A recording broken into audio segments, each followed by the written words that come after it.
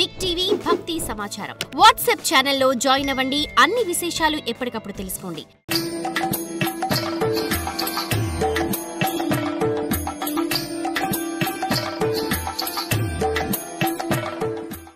అంబరీషుడు ద్వాదశి వ్రతాన్ని చేశాడు. ద్వాదశి అంటే 12 ఇంద్రియాలు, 10 ఇంద్రియాలు 10. 11వది మనస్సు లేదా జీవుడు, 12వది పరమాత్మ. 12వది అయినటువంటి పరమాత్మ గురించి ధ్యానించటమే ద్వాదశి వ్రతం.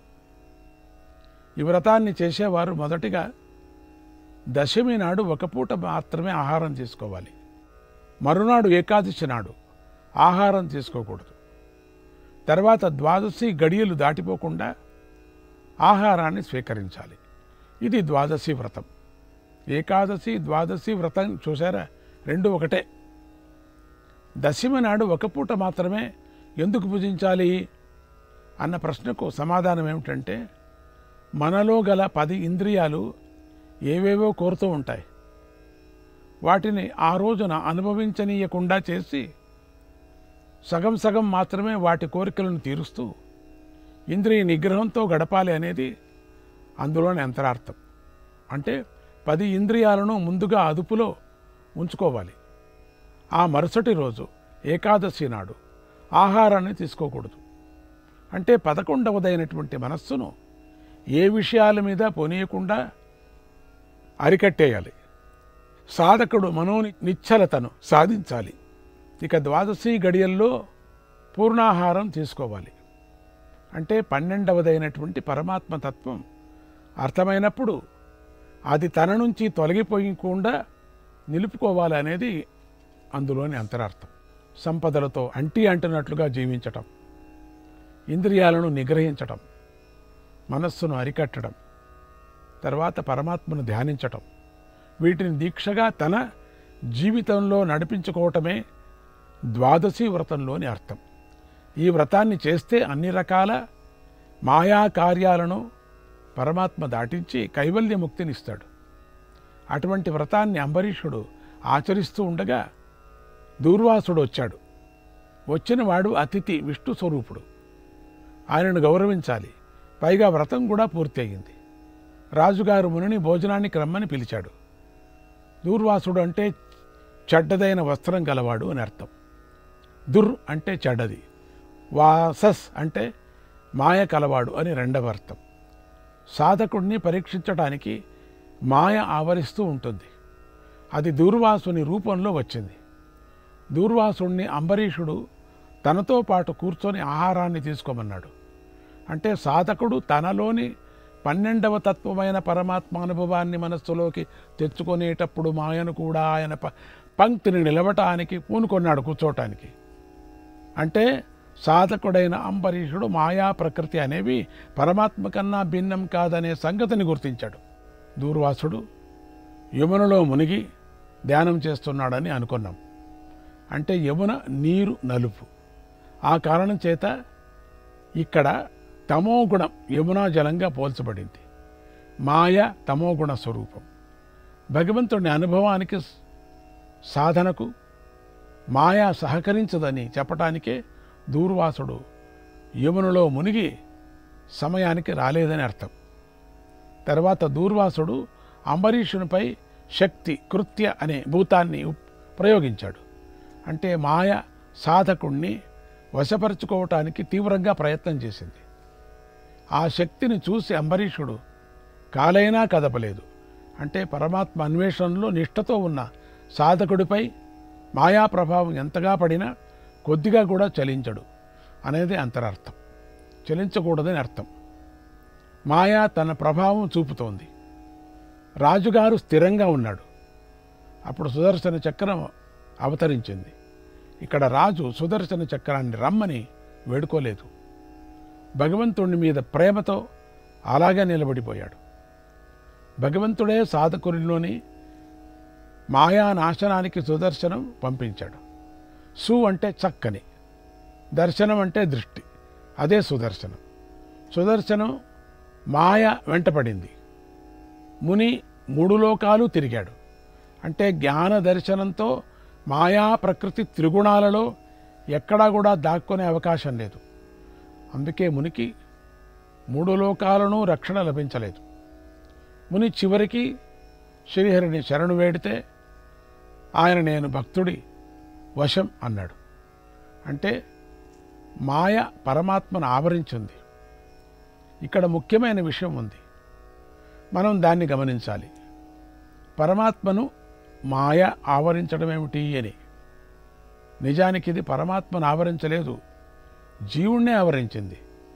పరమాత్మను ఆవరించి ఉన్నట్లుగా జీవుడు చూస్తున్నాడు.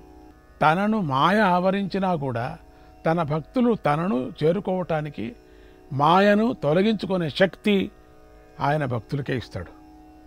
భగవంతుడు భక్తవశుడు అవటంతో అదే అర్థం, అనటంతో అర్థం. భగవంతుడికి తనకు తానే మాయను తొలగించడం అనేది లేదు. భక్త పరతంత్రుడి అని చెప్పటంలోనే ఉద్దేశం కూడా అదే. దూర్వాసుడు అంబరీషుడిని వేడుకోవటం, అంబరీషుడు సుదర్శనాన్ని స్తుతించటం జరుగుతున్నది. అంటే మాయను తొలగించుకోవటానికి సుదర్శన జ్ఞాన దర్శనాన్ని తనలో నిలుపుకుంటాడని అర్థం. దూర్వాసుడు అంబరీషుడిని ప్రార్థించడం అంటే మాయా జ్ఞానం ముందు నిలబడలేక లీనమైపోయిందని అర్థం.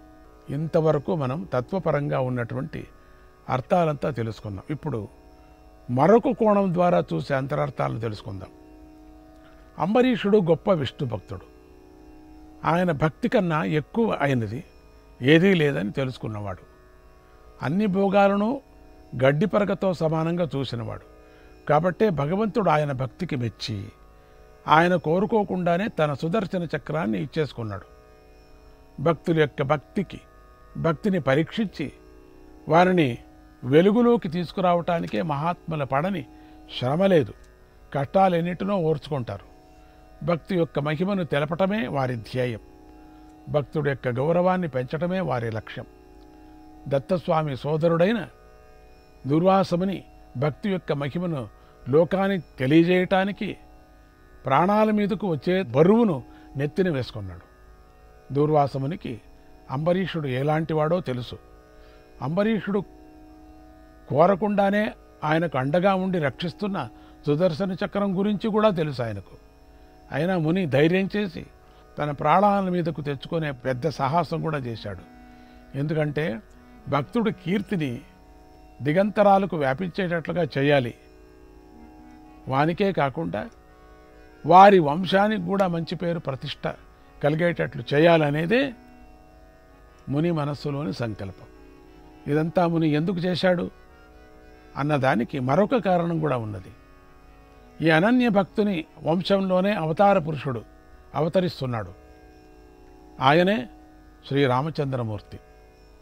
ఇంతటి సంకల్పం మనసులో ఉన్నది కనుకనే ముని అంతటి సాహసానికి పూనుకొని ఉండవచ్చు.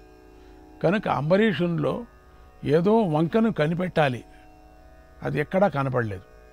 ధర్మబద్ధమైన శాస్త్రబద్ధమైన కార్యంలో వెతికాడు, ఒకటి కనిపించింది, దాన్ని పట్టుకున్నాడు. లోపంతోనే లోపిని గెలిపించాడు. అక్కడి నుంచి అంబరీషుడు విజయానికి కూడా కారకుడయ్యాడు.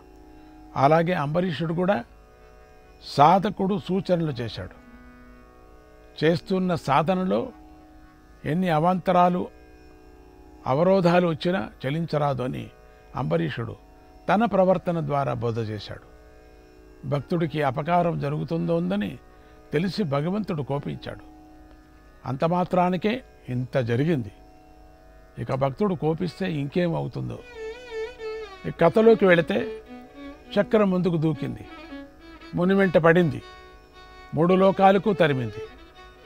ఇక్కడ బ్రహ్మ ఏమీ చేయలేదేమిటి, శివుడు ఏమీ చేయలేదేమిటి, విష్ణువు కూడా ఏమీ చేయలేదేమిటి అనే ప్రశ్నలు వస్తాయి. భగవంతుడు భక్తుడు వశమైన తరువాత శత్రువైన వాడు తనను శరణు వేడినా ఏమీ చేయలేడని నిరూపితమైంది. భక్తుడికి అపకారం చేసిన వాడికి 3 లోకాలలోని ముమ్మూర్తులు కూడా రక్షించలేరు అని తెలుపబడింది. అందుకే పరమాత్మకు భక్తవశుడు, పరతంత్రుడు అనేటువంటి పేర్లు వచ్చాయి. చివరకు భక్తుడినే శరణు వేడాలని కూడా నిరూపితమైంది. ఈ చరిత్రలో భగవంతుని కన్నా భక్తుడికే ఎక్కువ ప్రాధాన్యత ఇవ్వబడింది. ఈ కథను చదివినవారు, విన్నవారు భగవంతుడిని కీర్తిస్తూ ధ్యానిస్తూ ముక్తిని పొందుతారని ఫలశ్రుతి చెప్పబడింది. ఇత్యేతత్ పుణ్యమాఖ్యానం ఇత్యేతత్ పుణ్యమాఖ్యానం అంబరీషస్య భూపతేకే అంబరీషస్య భూపతేకే సంకీర్తయన్ అనుధ్యాయన్ సంకీర్తయన్ అనుధ్యాయన్ అనుధ్యాయన్ భక్తో భగవతో భవేత్ భక్తో భగవతో భవేత్. ఈ అంబరీష పుణ్యకథను చెప్పుకొని భావన చేసినట్లయితే భక్తుడు భగవంతునకు ప్రియమవుతాడు. ఓం నమో నారాయణాయ, ఓం నమో నారాయణాయ, ఓం నమో నారాయణాయ.